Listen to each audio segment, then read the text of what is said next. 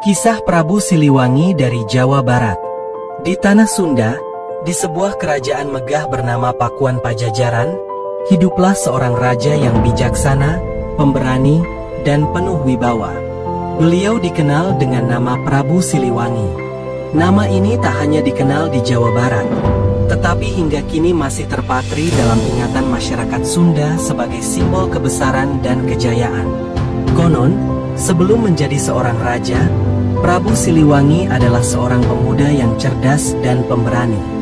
Namanya yang asli adalah Raden Pamanah Rasa, seorang keturunan bangsawan dari kerajaan Sunda. Sejak kecil, ia sudah menunjukkan bakat kepemimpinan yang luar biasa. Ia pandai dalam berbagai seni bela diri, ilmu politik, dan juga memiliki hati yang mulia. Tidak heran, rakyat selalu mendambakan sosok seperti dia untuk memimpin mereka. Suatu hari, ketika masih muda, Raden Pamanah Rasa pergi berkelana ke sebuah hutan yang lebat. Di sana, ia bertemu dengan seorang gadis cantik jelita bernama Kembang Asri. Gadis ini bukan sembarang wanita. Ia adalah putri dari seorang pertapa sakti yang hidup di pedalaman hutan itu. Wajahnya bersinar seperti rembulan, dan tutur katanya lembut, membuat siapa saja terpikat.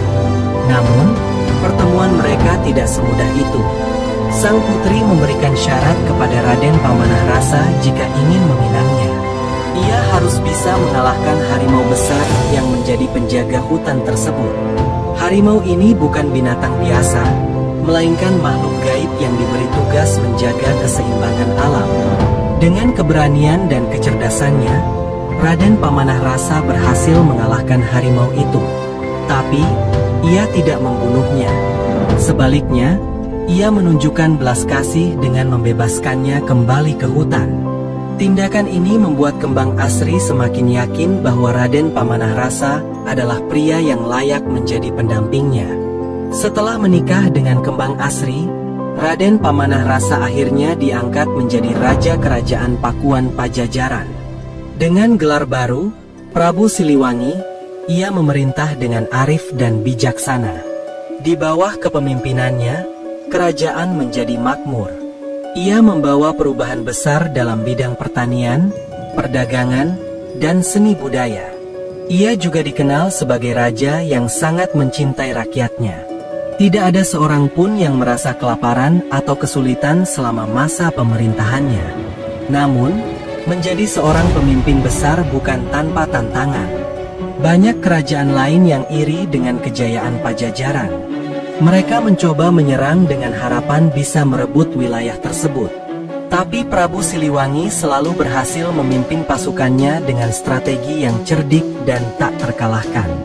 Meskipun Prabu Siliwangi adalah sosok yang dihormati dan dicintai, akhir hayatnya menjadi sebuah misteri besar yang masih diceritakan hingga kini.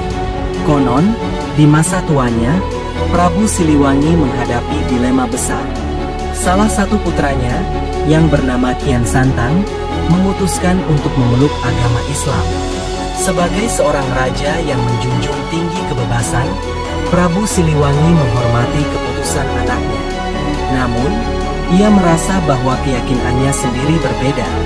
Kian Santang mencoba mengajak ayahnya untuk mengikuti jejaknya, tetapi Prabu Siliwangi menolak dengan lembut. Ia merasa bahwa ia sudah terikat dengan ajaran leluhurnya. Akhirnya, Prabu Siliwangi memutuskan untuk pergi meninggalkan istana dan mengasingkan diri ke hutan. Sebelum pergi, ia berkata kepada rakyatnya, "Aku tidak akan pernah meninggalkan kalian, meski tubuhku tak lagi di sini. Aku akan selalu menjadi bagian dari tanah ini, dari angin yang berhembus, dari air yang mengalir."